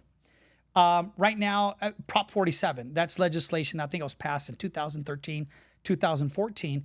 And it was basically an intent, and I understand it, to scale back on the decriminalization of people of color, mostly African Americans and Mexican Americans that are going through the prison system. And we know that system. Our family knows that prison system well. And that whole intent was we shouldn't, just like it used to be 3 strikes. We shouldn't be putting people in jail for a mother buying baby formula or diapers. You get arrested stealing that at a 7-Eleven, you're a felon? Or you're locked up for how many X years? That's wrong. That's something that shouldn't be tolerated. Now, here's the problem. When Prop 47 was passed, criminals know the law better than you and I do. They know the law better than police. The streets know the law better than anyone. So what they're doing right now, in the last 5 years, you've been hearing of 30, 40 youth, teenage kids running into a Target, running into a Walmart, and they just ransack the whole place. Meanwhile, there's adults in the cars and vans who are in charge, and they're not walking in there. Because if you're stealing under a certain dollar amount, they just slap your hand and you're back at your high school the very next day. And that's for minors? Yes. Or actually, no, I'm sorry. It's for adults as well. Adults as well? It's for adults as well. If you have... It's like $1,000, I think, or something like that. I think it's $950. Okay. I think it's $950. I've seen signs posted up in like San Francisco in front of fancy stores that say like up to $950, punishable or something. Yeah. Like that. Is that crazy? No, and encouraging people like, take this. So imagine what that's doing. I have a lot of friends who are Chaldean, and they own a lot of the convenience stores, yep. and they work their tails off. They bank with each other. I mean, it's something that they really take pride in. I know a lot of it's a hardworking culture, man. They work their tails off. Yes, sir.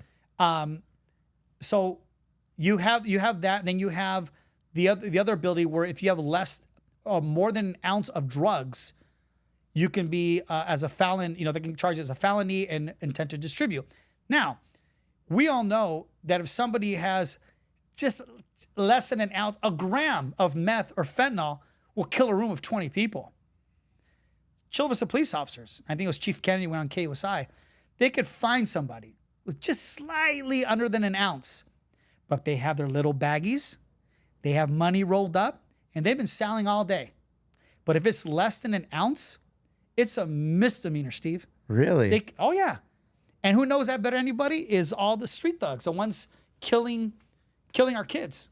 My wife's nephew, sophomore in high school, died. He was smoking a joint that was laced with meth or fentanyl, and he killed him within an hour. That is my biggest fear as a parent, man. Absolutely. Absolutely it is. And our intention is to protect our children. Make sure that if we have marijuana dispensaries, that, you want to make sure it's controlled. Whether people are taking it for medicinal purposes, glaucoma, whatever it is, or people just want to do it recreationally, you want to make sure that anyone consuming any drug, that it's been done safe. But to allow, and this is where I have a problem with Part 47, and there is bipartisan efforts, Democrats and Republicans. Senator Brian Jones in East County, he tried to lead the fight. It's not really working out so well, but there's a lot of Democrats, including the governor, Gavin Newsom, has been behind a lot of these efforts that while the intent was to decriminalize people of color, mostly Mexicanos and African Americans, keep them out of prisons, what is it doing to society? Are we increasing the amount of gang activity? Are we increasing the amount of drugs on the streets? What are we doing as a community or as elected officials to curb that or stop that? So I truly believe it needs to be amended. Now, that can be seen as a conservative or Republican approach, but I don't care. Because there are a lot of Democrats, local Democrats, I think including San Diego's Mayor Todd Gloria, who are behind that. And I've heard him in interviews, and there's a lot of local elected officials that feel the same way. They're like, you know what? We understand the intent, but what is it really doing to our kids? It's killing them. It is. So I see those efforts, and I want to be able to arm the city of Chula Vista. If you could demonstrate intent to sell with the money you have, the baggies you have, it's obvious you're trying to sell. You're selling to my kids. I have 16 and 14-year-old kids, teenagers. You're selling to my kids. And, you kind of help not but take it personal. But so I kind of see that. So I'm not afraid. I'm not a 28-year-old running for office. I'm a 52-year-old that has seen things happen, that I've seen kids overdose. I've been a classroom teacher, and I've lost kids to drugs. My wife is the principal of Sweetwater. She's worked at Castle Park Middle, San Isidro, Montgomery Middle. First-hand experiences. My wife has seen 12 and 13-year-olds overdose. I mean, it's a reality. And it's because we're not controlling what's on the streets. And that's where I get really passionate. And that's where I become very unapologetic. And all of a sudden, I stop sounding like a politician. I just start sounding like a teacher again. That's my mindset. I'm excited to see where all this goes with you, man. You speak bigger than what you're running for currently. You speak on a much larger basis, like what motivates you, what drives you. And that's exciting. I mean, honestly, I before we even sat down and talked today, I just knew the last name. From various, it's like, okay, I think he's an educator, or I know his family's involved with politics. Then actually sitting down and communicating with you and listening to your story, your upbringing, and everything, it's like, yeah, you're destined for bigger things. Yeah, but which is exciting to see, though. I'll be honest, I'm not goal driven that way. Mm-hmm. If I was, when my eldest brother was a San Diego City Councilman and my other brother was mayor of National City, that would have been probably the most prime time for me. That was the time for you, yeah. And I was in my late 20s when a lot of politicians run. And I decided not to. I decided, family first. Family first, and I was a teacher. I'm a teacher. I'll always be a teacher at heart. And the mindset I have is you're an educator, is you're a constant learner. And it's a humbling approach to community politics as well. Is I think when you asked me earlier, what are you going to do? And I said, the first thing I'm going to do is listen and learn. And so even though I have a lot of experience and I have a lot to learn, and the more I learn and the more I adapt and listen how things work, I could be more effective as a policymaker for the city. But that's not my mindset. I mean, I could have run for office in my late 20s, and maybe I could have been a senator or congressman today, but it's not my mindset. I wanted to be an educator. As a matter of fact, when my first teaching gig was, I think, maybe 2 years after Eastlake High School opened. Eastlake High School's first class was 95, and I think the first graduating class was like 97 or 98. And the old HR director, Luis Maestre, he's filling out my application. There was 2 spots open. There was a spot at Eastlake High School, a brand new high school, and Palomar. Palomar High School is a continuation school. Continuation school. Oh, no. If you got bronca, if you got in a fight. Best of the South Bay. Yeah. Palomar High School. And it was really filled with Sweetwater kids, Castle Park kids, Montgomery kids.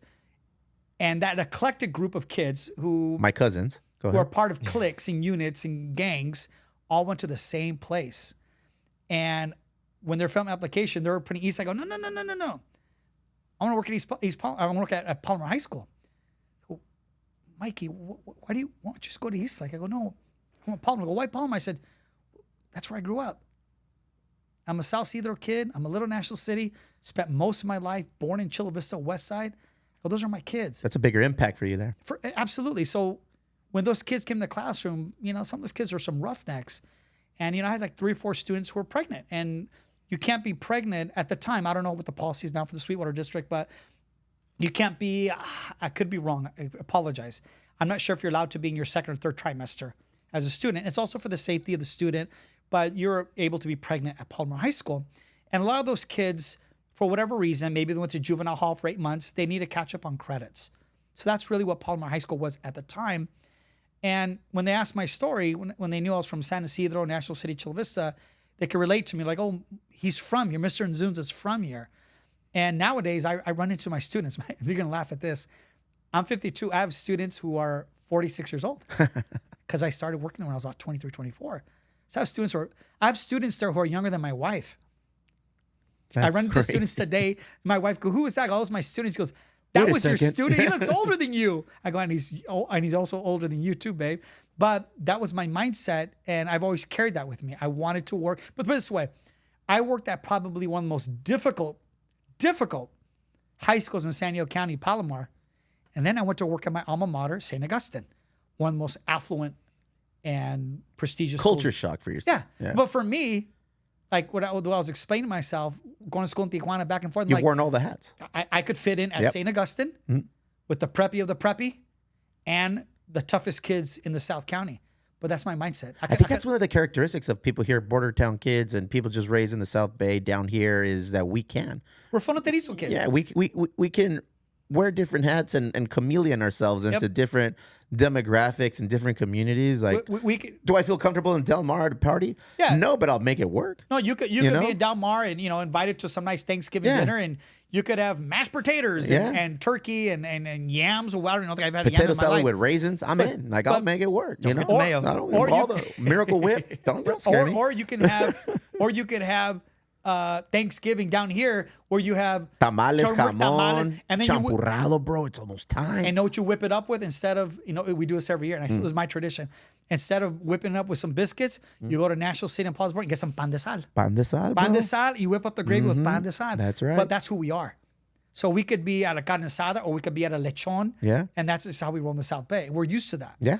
So we're acculturated. It's and I try to tell people that it's like we are in a unique position down here, like where we literally are super diverse. Yeah. One of the most diverse regions in the country. We love it. Yeah. It's second to none. The mindset is always, and this is where I don't think I've been criticized or maybe kind of questioned. They're like, you keep talking in a rising middle class. I go, yeah. Well, why can't we have the same type of schools and rec centers and amenities that they have in Leucadia, in Encinitas? And it's funny, I keep mentioning those well-to-do Rancho Santa Fe areas. And I don't go up there. I don't know a single soul, Steven, that lives in those communities. The only reason I know those communities is because I ride my motorcycle everywhere. We'll go to Julian, we'll go to Pine Valley, we'll go to Descanso. And then when we go up the coast, we get a nice cafecito in Leucadia, Encinitas. We ride through Rancho Santa Fe. Bird Rock. Yeah, Bird Rock Cafe, good coffee. But I know those commutes through my riding. And I'm looking around like everyone's hanging out in flip-flops. He's beautiful. I'm like, God, it's beautiful. Oh, why can't we have that down here? I don't want to move to Scripps Ranch. No, sir. I want to stay here. This is where I eat. Where you walk in, it's like cheers. You walk into Romesco, it's kind of nice. Yeah. Or you walk in Lolitas or Los Panchos. Tamarindo Margarita. Yep. And you high five everybody. Cali burrito. Yeah, you walk in, what's up, cabrón? You just know everybody. I don't do that. My neighbor is Dolores from Lolitas. Okay. She lives about 5 doors down from me. And they have their business office over there in East Lake. But they're hometown. They're the Roberto's original Lolitas family. Yep. And you have all these people that want to stay here. The Lolitas family has done very well. They could be living in Encinitas and Scripps Ranch, but they choose to live here. You're 40. This is where they grew up. Yep. You know, we're all eating burritos. I think the first Lolitas was, I remember being like around 1984 on Telegraph. Yep. Yeah, The original in L right there. we'd pull up on our skateboards after parties and Yes, sir. punk shows and garages. That was the meeting spot. Yes, sir. Always. For us, I went to Bonita High School, so mine was the Bonita one on Bonita Road and Hotel Lakes Road. Yeah. That was our Saved by the Bell, the Max. No, our no, you guys also, Pit. when did they put up Othello's? Oh, I remember that name. Yeah, what was the Othello's Coffee? Yeah, which is now Chipotle. Is that what it is now? Yeah, but it was Othello's. Yeah. The only 2 coffee shops in the South Bay. I'm shocked that it survived was... we used to go to, what is the one on Telegraph? Café Taza. Café Taza, gracias. Café Taza was there before Terranova. Starbucks. Yep. There before Starbucks. Still there. It's still there. Had my first beer as a 21-year-old there. Yeah. I used to play music there. Yeah. And you know who owns it? Cesar and Isela Robles. Okay. South Bay. They grew up down here. Isela's a real estate agent. And so locals bought that place. Those are the people I cheer for. Those are the ones we need to cheer for. Yeah. When you look at Talavera Azul, you know, that's the daughter's Priscilla. She's the one that started, you know, Tuétano and Divina Mujer. Best chilaquiles in the hood, bro. But Second to none. those are the people we root for. Go to 3rd Avenue. You'll find a bunch of family-owned businesses all up and down. What bothers me is there's very few people that are surviving in East Chula Vista business-wise. You look at dudes like Victor Lopez, El Pollo Grill. Yeah. That dude's a staunch conservative. He's very Republican. I don't give a crap. I put my signs in his place and everything. But you know what really won me over? People talk about, like, people try to criticize. Oh yeah, he's a Republican. Blah, blah, blah. I said, look, what do I know about Victor Lopez? He grew up in Nestor. He grew up off Tocayo. He grew up right across the street from my Nino, right there by the 7-Eleven off Hollis and Tocayo. Birreria Fernandez, bro. Exactly, right there by Purple Cow and all that. Yep. I went to Purple Cow. I would never. Yeah, I went to college with his sister Monica, and what I know about that dude during COVID is there was Mexicanos, immigrants, probably undocumented. They were selling mangoes on the side of the street in front of the Bonita Post Office on Central Avenue, and that was war during that time. There was some like conservative hate groups going on and trashing them. Yep. And he was posting that on his Facebook. On his Facebook. Yep. I went, damn, Vic, come on, good for you, brother, blah, blah, blah, blah, blah. And people are so criticized. Oh, yeah, he's a Republican. He talks about Republican things. I'm like, that means nothing to me. He's a good human being. Yeah. He worked in the kitchens with his mom and dad and created El Pollo Grill in Lemon Grove, the very first one, when I was in college, because his sister would take me and my friends there when we were starving in college after Mecha meetings at San Diego State, and she would feed us. So I would get his videos, and I'd repost them. And that was during COVID. And that's what kind of started me getting re-engaged again. I said, hey, everyone support El Pollo Grill. Everyone go by there. He's doing the 2-for-1 burrito, whatever, blah, blah, blah. And I was just doing, he's like, hey, thanks, Mikey. Thanks, Mikey. And then it was, and that's in East Chula Vista where the lease is very high. Yeah. And then it was. What'd they take over there? They took over a spot there. Oh, it was. By the Jersey Mikes. Yeah, it was another Mexican place. Another Mexican restaurant. Yeah. And then. When we lived out there, we would be going there on the regular. And then a friend of mine, my wife's best friend, went to Castle Park, Chantel, Mexicana. Her and her Chaldean husband saved up. They owned, you know where the 3 Corners of Death, Green Cat, by St. Rita's, the Green Cat Alley liquor store. Oh, yeah. Uh-huh. Yeah, my homie Mason, Chaldean brother, his family owns that. They worked their tails off. He'd been working there since he was 16 years old. They saved their money. Him and his Mexicana wife, my wife's best friend, opened up a franchise of Aqua Tots. Okay. It's in Eastlake by Circuit City, or not Circuit City, Best Buy. Yeah. And by the P.F. Chang's. And they bought a franchise that was big in Dearborn, Michigan. The highest concentration of Chaldeans in the United States. El Cajon, number 2. Yeah, number 2. Rancho San Diego, Naco, number 2. So they scrimped and saved, and they opened up their own franchise. Mexicano Chaldean couple with nothing. No business experience. Self-learned. Neither of them have a college education. Just 3 doors down from El Pollo Grill. So I started promoting. So I started doing that during COVID. I was promoting, and I have a lot of followers on Facebook. I was promoting the hell of a lot of small businesses all over Chula Vista. I got a couple to throw your way. Yeah, and that's when Mary, the mayor of Chula Vista time, Mary Salas goes, hey, Mike, I like what you're doing. She goes, would you be interested in being a city commissioner? And I said, sure, why not? That's what kind of started that re-engagement. I think she swore me in 2020, maybe 3 months into COVID. I got sworn in wearing my mask and everything. And I kept promoting people, and they say, hey, we need more people like that. I say, yeah, I appreciate it, Ms. Madam Mayor. And then from there, it just started getting more involved as a commissioner. Then it just kind of snowballed from there, and I got re-engaged again. So that's well. If it's one thing we've learned, yes, sir, is you're never too old to run for office. No, currently, I mean, we have two 80-year-old guys running for president. So I mean, 52, you are a young. But they have a 6 handicap, okay? Yeah, 6 handicap. Or too young. Or too young. Or too young, because I've seen a lot of really good leaders develop at a young age, and what they've put out there. Marcus, National City. Yeah, there's leaders all over the community that are really astute. Yeah. Paloma Aguirre, most mayors are in their 50s, 60s, but Paloma Aguirre, she's a Mexicana. I mean, she was a national in Mexico. I think she was the #1 bodyboarder, boogie boarder in Mexico, and that's the only reason she came here. She visited San Diego, but you look at her and her story is amazing. Like, she doesn't really have roots here, but she moved here, I don't know, 10, 15 years ago because she fell in love with boogie boarding. And she met her husband, Delio, that was in one of my bands. Delio Bukowski is in one of my bands. He's a really good guitar player. But her story is amazing, and you have to look at with admiration. She doesn't have the 20 feet head start that I have. So I look at her. She took it upon herself, ran a real strong campaign, and got elected as mayor of Imperial Beach. Isn't that crazy? So I have more admiration for women like that, more so than myself. Like, she did it from scratch. She doesn't have a playbook. I have a Bible for playbooks. Yeah. Just what I've learned. So when I see people like that coming up, or Raquel Marquez, Maiden, she's my boss at the California School Board Association. She's a Montgomery. She was Miss San Isidro. She ran for school board at 24 years old, 23 years old. She was working for me at the time. And I think by the time she was 25, 26, she became the youngest school board president in California at 26 years old. The same school district where my parents represented in the 70s. That's full circle, brother. Full circle right there, That's man. full circle right there. That's my mindset. And now she's the executive director. So my role in San Diego, how I represent all the school districts, she represents all the representatives in the whole state of California. Oh, wow. So she's a big deal. All 17 answer to her. Yes, sir. I answer to her. Yep. She worked for me for about 7 years. Now I work for her. The role reversal. Oh, very and nice. Someday, if she moves on, whatever, she's basically my bestie. She's my homegirl. Mm-hmm. She's my best friend. So much talent down here. There's endless talent.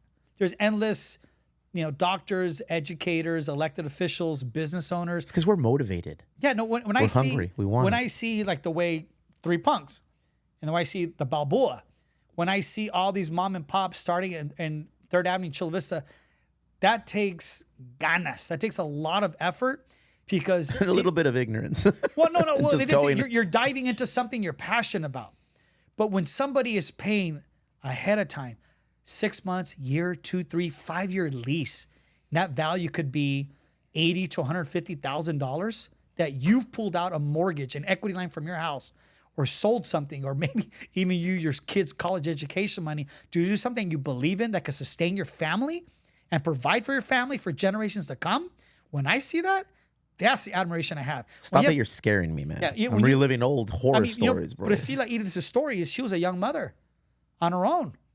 And she just grinded it out in the kitchen at Talavera Azul. If you look on the menu at Talavera Azul, there's this beautiful animation of a girl. That's Priscilla. That's the daughter. And when you see her work ethic, what she did with the birria, the queso infused, Michelin, not rated, but I think Michelin recommended. You're like, she did this from scratch. She's not at home counting her money right now. As we speak, she's probably sweating, stirring up that birria and the machaca tacos. She's working her tail off. Yeah. And that's the work ethic that I have more admiration for. I can't do that. I have my skill set, my experience, and I'm applying it as an educator. But there's tons of business owners who get their butt kicked every day, and they lose and they get back up. But that's the heart of Chula Vista. Yeah.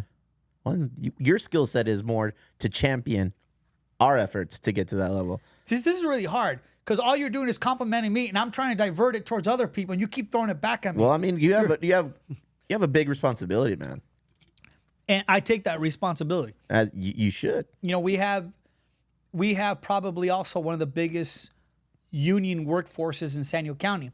Not necessarily in my district, but probably more so in Cesar Fernandez's district if he gets elected. There's union workers everywhere, plumbers, electricians, I mean, there's a lot of tough people. And what I've said over and over again, I think I said this at City Hall when I was pushing for project labor agreements, was my hands, where's the camera? I haven't looked at the camera once. My hands are very weak. I don't have any calluses on my hands. They're soft. I used to have really rough fingertips from playing guitar most of my life. But my hands in general are soft. Manicured. Go ahead. Manicured. I look good. But my hands are soft. But there are dudes and women that wake up at 4 or 5 in the morning. They're driving to Temecula. Or they're driving to a work site in North County. And they're working their tail off. Yes, sir. And you can't be doing construction for 40 years. That life is tough, like the life of a firefighter. You can't work that long. It takes a toll on your body. I see dudes like that, and we're filled with hard blue-collar workers in Chula Vista. Tons. They need representation. It's just not growing East Chula Vista. There's $2-3 million homes in the woods and rolling hills, beautiful homes. But we can't neglect where we come from. We can't neglect the West Side. The woodlands, the oak lawns. Yes, sir. So there's part of that revitalization project where we need density. We need to go up. I keep talking about 3rd Avenue and along those corridors. We need to go up. We need a mixture of affordable housing for working class people. If you were born in this town and you went to high school at Castle, Chula, Hilltop, Bonita, anywhere in the South Bay. Thank you for saying Bonita. Go ahead. I had to throw it because it's probably the same thing. But if you grew up down here and you went to school down here and you work an honest job, putting up rebar, doing electrical work. UPS. Like I say, they're unionized workers. Yes, we are. You work your tail off doing that. Why on God's great green earth can you not afford a house here? Even if it's a small starter up or 1,200 square feet, to raise your kid or two with your wife or even single, why can't you afford a home here, even rent here? It's crazy, man. So we need here's the tough part, because you asked me earlier about balancing growth. And you're like, are we growing too fast? Too much traffic, crime increase, traffic accidents. Like, yeah, but the more you build, the more affordable house comes because you're not saturating the market as much. And that's kind of the balance with developers and cities, where you want to provide the comfort and safety through, Measure P, which is infrastructure, maybe more police and fire stations. Then you have Measure A, which is Caesar. Measure A or Measure M, which is the one that half penny tax? Measure A. No, Caesar left, bro. Measure A. So Measure A is the other half penny tax that is long term. Measure P has to be renewed by the voters every 10 years. Measure A is ongoing. Okay. Until someone puts it on the ballot, try to stop it. Try to stop it. That's for more police and firefighters on gear, and we need to support these people. There's always a constant debate there, though. There is. It's crazy. Yeah, there is. But the reality is, you want to develop, create more homes, but you don't want to do it at a growth where you're just where you're doing it irresponsibly and recklessly, where you just can't get from point A to point B that fast, and that's a challenge. But people need to afford homes. In order to afford homes, you need to build more homes.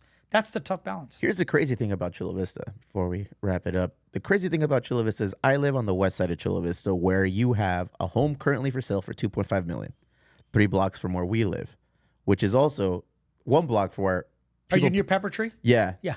I live off Hilltop right next Drive? to the brewery. Yeah. So I'm down Hilltop Drive. You have multiple houses over $1.5 million for sale currently.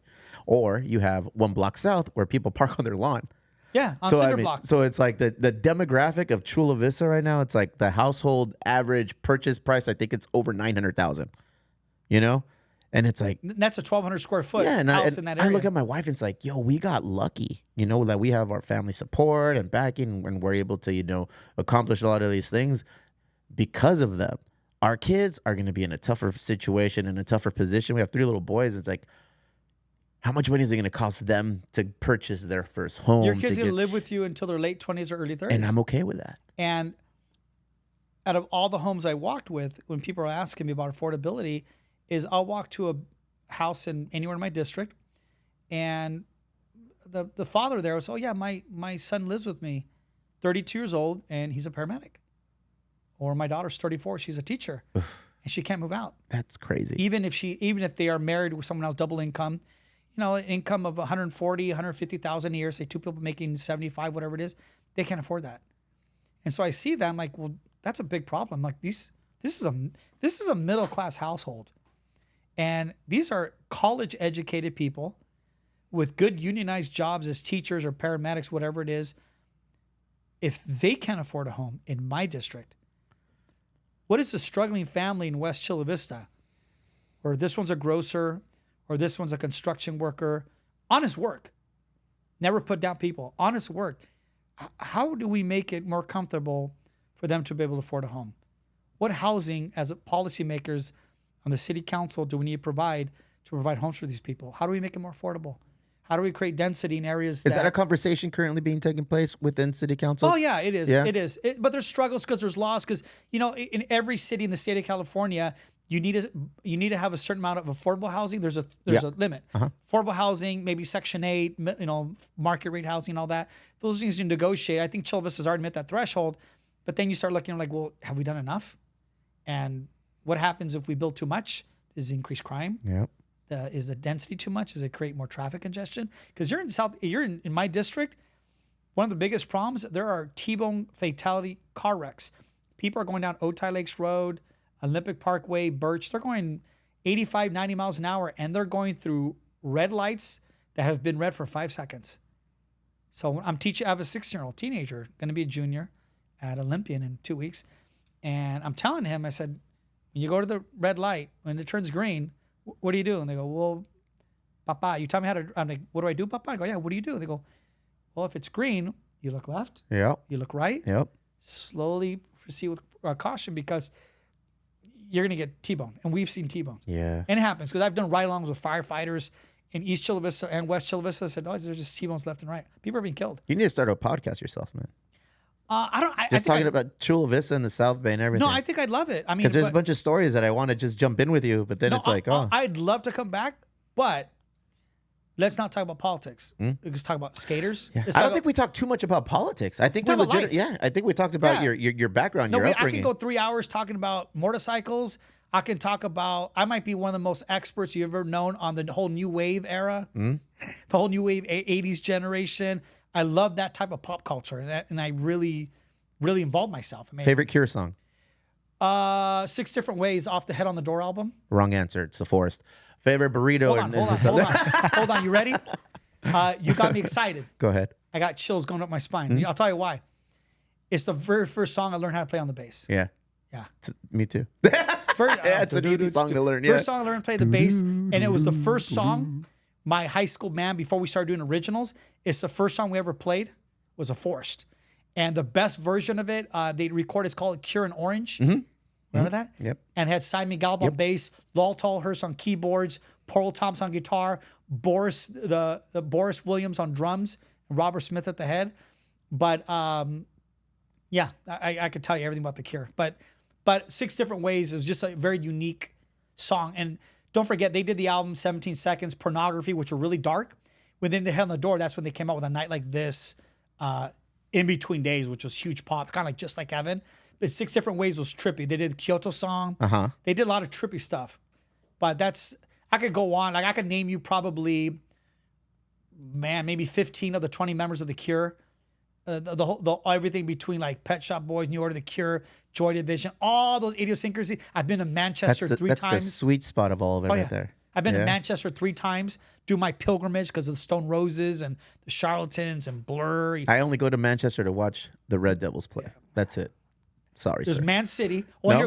We don't speak of them. No. You're Manchester United. We don't speak of them. You're Man U. Yes, sir. Well, here's something really cool though is because Noel and Liam Gallagher owned part of Man City. Yes, correct. So I saw Noel Gallagher They here. sing Blue Moon, bro. Yeah, Blue Moon. After they win. Every time, I'm like, everything. So I saw Noel I Gallagher. like you, the Gallaghers. Noel Gallagher played in Chula Vista about 8-9 months ago.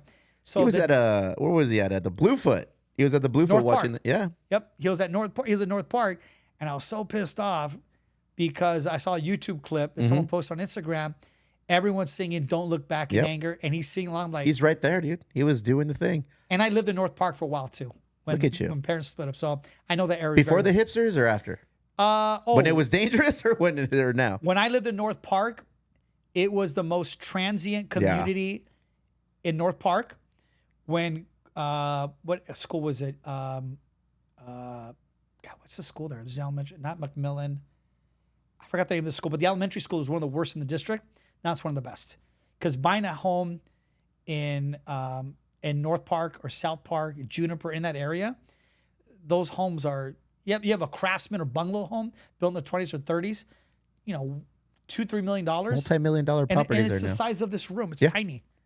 But it's North Park. It's North Park. North Park. I tell people, North Park, once upon a time, man, there was no hipsters there. No. There was no tight jeans. You know the story. I'll tell you the story. All right. So I know a lot of these trivia. So the biggest gay community in the United States is in San Francisco in the Cortez district. And the Castro, I'm sorry. The Castro district. And Cortez is off of the apartment. I'm thinking about the one in downtown San Diego. But the Castro district's number one. And it's probably where they had Stonewall in New York, number two. Number three, probably in the United States, is in Hillcrest. Okay. Well, a lot especially in the 80s, because they made it very difficult for gay couples to adopt. Now we champion it. We love it. We think it's beautiful for anyone to adopt anyone. But back then, they made it very difficult and a lot of pressure against gays adopting children. And there was a really ugly stigma tied to it, which was very difficult for that community. But so what you had is dual income with no children. So you had Dinks. Yeah. So you had well-educated people that had a lot of discretionary spending money.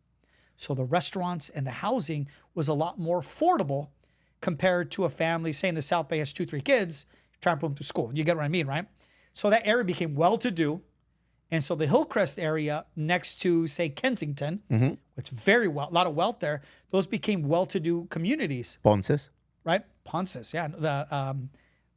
He went to Uni High School. Boo. He's a good dude. Yeah. Very good dude. Yeah. So what happens is the closest community next to Mission Hills and Kensington Hillcrest became North Park. Huh. So North Park is where a lot of younger people who didn't have kids and a lot of gay people or gay couples were able to afford. And so that area became a very prominent hipster, young. Very much so. There's becoming a lot now more so. But 20, 30 years ago, there was not a lot of children living in those communities. So that's the story how South and North Park, basically a lot of those people where that area became dense, those people started going into the South North Park area, and they've done an incredible job. They have. Yeah. One of my favorite, our favorite, wifey and myself's new wave bar in North Park. Whistle Stop? No. It was called Shooters. Oh, yeah. Remember Shooters? I remember Shooters. Yeah, so Shooters, we didn't know it was a gay bar on Wednesdays, or a gay night or something. You didn't care. You're just having a good time. We went and had music. a good time. Night I had a blast because all the dudes would buy me drinks. Yep. And then my wife was like, "Why is nobody buying me a drink?" I was like, "I buy you a drink," but we weren't. I don't think we were married. Even Rich's, Dick's. Yeah. Rich's in college, we'd go there all the time. They'd have, I think they call it hedonism night. I think it was on Wednesdays. We'd go to those college kids, and we didn't care. We didn't know. We went for the music. It was a great night. It was 80s soft. No. Yeah, everyone's there having a good time, loving it. It's all good. New wave night, and then it was one of those moments like a free Jack and Coke once in a while. With a cherry, bro. He's like, "You want 2 cherries?" I was like, "Yeah." The other spot is in South Park is the Whistle Stop. The Whistle Stop, yeah. Oh, that's great. Yeah. They'll do like a hip hop night. Yep. Then they'll do new wave, and then they do like Morrissey versus the Smiths or Cure versus the Smiths. But it's very cool. I have a lot of buddies that DJ there. I've been to Morris. We had a Morrissey versus the Smiths night actually at the brewery once upon a time. That's the best. Those are what we do. Like that's. Well, there's a thing. It was a Christmas thing. All the guys that played in all the new wave indie bands in the 80s, 90s, like my bands of Brandy Alexander's, Sweet and Tender Hooligans. Sweetness. Sweetness. I like Sweet and Tender Hooligans. Those I'll tell you that in a second. So we'd all get together every Christmas night. Not Christmas Eve, not the next day. Christmas night at 6 p.m. It was, now it's the Silver Dollar. Diamond Gyms. Yeah. We go to Diamond Gyms and we karaoke new wave all night. It was all the old schoolers. Is Diamond Gym still open? Diamond Gym's well, still they there. burnt. Yeah. Something happened. It partially burnt down. They rebuilt it. But now that 80s Chula Vista Council Park Hilltop kids, they now do it at the Silver Dollar. Okay. And they have like a Ramones night and all that. Docs goes crazy with karaoke and their love of 80s music. So Sweet Tender Hooligans, which is probably one of the best tribute bands I've been. Friends of the show, I'll have you know. The guitarist. Really? Yeah, the guitarist is a guitarist for the band. Oh, man, I'm drawing a blank now, bro. We had him on the pod. Audio Karate. That's right. Yeah, so Audio Karate. I saw Sweet Tender Hooligans first time maybe about 2 years ago. They played at Music Box. Great venue. And We get the bien chingon, the VIP up on top, watching right down there. And then we saw them at the Casbah just 3 months ago. They're coming to Music Box August 24th. So inmediatamente, I go, babe, get the VIP seats. Yep. Get the VIP seats. I think for like $600, $625. You get VIP seats on the balcony looking right on the stage. For 6 people, you get 2 alcoholic beverages and appetizers. For 6 So wait, what's the $625 charge is for the whole crew? 6 people. Okay. All right. 6 people. And you get 2 drinks per person. So basically your ticket's probably only $50. Yeah. But you reserve it. So we're doing that August 24th. But my wife and I absolutely discriminate on who we invite. I'm like, what's your favorite Smiths album? Okay. Who's the guitarist for the Smiths? All right. So if we have somebody that's like kind of mediocre. Like, Who's the guitarist for Sweet and Tender Hooligans? The guy you just mentioned. I don't know his name. Who's the bass player? I have no idea. He's a Chicano. But I know. He's in a punk band. Well, I do know this. Unreal, dog. Name me 3 songs. No, So I do know this. The singer, who's a Chicano, yeah, he came out on that movie. There's a movie that was released 2 years ago. It's a true story. Elvez. No, not Elvis. No, what's his name? No, I'll get to Elvis in a second. Okay. He's kind of family. This to me. motherfucker wants to do a 17-hour podcast today, This homie. ain't Joe Rogan. I'll tell you about Elvis in a second. It's kind of related to me. So there was a movie. What is his name? The Mexican Morrissey, the for Sweet and Tender Hooligans. Yeah. He has he's like a lifeguard. He does everything. And, yeah. he's a smooth dude. And he does the versions in Spanish and all that. But he came out in a movie. There was a movie that came out, an independent movie about a year or 2 ago. And it was a true story in some little small town in Idaho or Wyoming where they took over a radio station because the Smiths had broken up. Uh-huh. I think the Smiths broke up in 84, 85. The Smiths' last show was at the Open Air Theater at San Diego State in 1984. Was it really? Yes. Oh, wow. I wasn't there. I'm not going to lie to you, but my brother was there. 1984. Nice. And that was legitimately the Smiths' last show. Last show in San Diego. Oh, in San Diego. Ah, okay. And they broke up about a year later. So it was based on that movie. I mean, on them breaking up. And the fans in that little small town were so pissed off that they locked themselves in. They took over the radio station and they played the Smiths all night long. So there's a movie about it. It's amazing. And the singer, what's his name? For Sweet Tender Hooligans. No sé. Oh, I got you back. Morrissey. Anyway. Mexican Morrissey. Yeah, so anyway, he does a cameo at a liquor store in the movie. Oh, heck yeah. And I reminded when I saw him. So anyway, that's the story. So Elvis is from National City. Okay. So his uncle is Memo Cavada. Okay. Memo Cavada died of cancer about 3 years ago. There's a mural of him in National City. Okay. He went to Sweetwater with my dad. Oh. My dad grew up in Old Town National City, OTNC, with Uncle Memo. Not blood related, but he spent more time in my household and around my family more than some of my real uncles. Oh. So he's always Tío Memo. And my dad baptized his kids and all that. And his nephew is Elvis. Okay. So I remember Elvis when he was like 12 or 13 years old, and he was doing Elvis impersonations at age of in his teenagers. That's crazy. Matter of fact, you're gonna laugh at this. I was in Europe with one of my primos, and we were in San Sebastian in Spain, Okay. Basque lands, where my name originates from. Racism. Go ahead. And we went to this little bar. It says coming soon, and there was an Elvis flyer that went. No way. Oh, man. So I took a picture of my dude, Elvis in San Sebastian, Spain. That's he's big crazy. all over the world. Yeah. But anyways, For that's my sure. Elvis story. But he's kind of related to me. I kind of grew up with him, and his dad was kind of like a Nino to me. I'm trying to break the generational curse of Mexicans loving the Smiths and Morrissey, but my son is he's gonna turn 12 in next month, and his walk-up song is "This Charming Man" for Little League, and I was like, oh, the my bass God. line. Yeah, bro, and I was like, So not taking my Nimalo. kids. I took my kids. Have seen Coldplay. My kids have seen Paul McCartney. I took my kids to see the Killers, and Johnny Marr. The Smiths opened up. So I acculturated or acclimated my kids to new wave music. So what brought a tear to my biggest tearjerker moment is we're in South Park, right across the street from Whistle Stop. okay, And there's a vinyl store in there. And my kid's flipping through records because my kid wants a vinyl. I'm like, God bless your heart. And my kid goes up to the cash register and starts buying his records. And the dude and the owners in there goes, hey, who are the parents of this kid? Like kind of laughing. who's responsible for these my son. new age, new And like waivers? this, I'm like, that's me. I know he didn't steal them. That's me. And he goes, really? And he holds up. He was like impressed.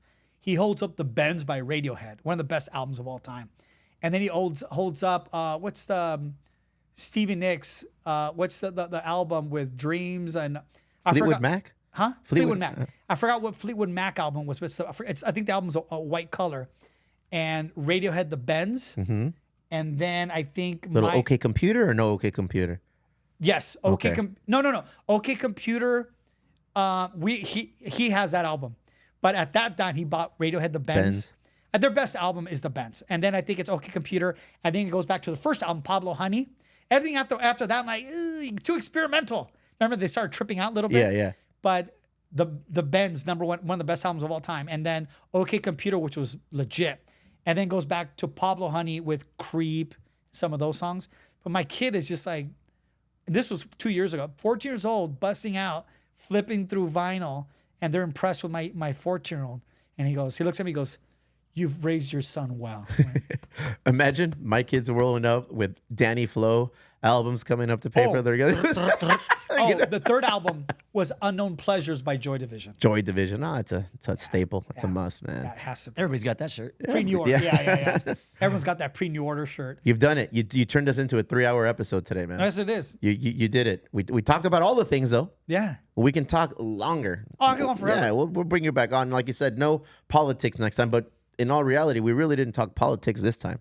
No, we talked about families. We talked about giving people opportunities. We talked about culture. We talked about sustaining. We talked about the South Bay. We talked about sustaining what we grew up in. Mm-hmm. That's what it is, preserving what we grew up in. Do it the right way. That's all. That's the reason why people should run for office, and their heart should be there. People should live up to that expectation. He did it, Barry.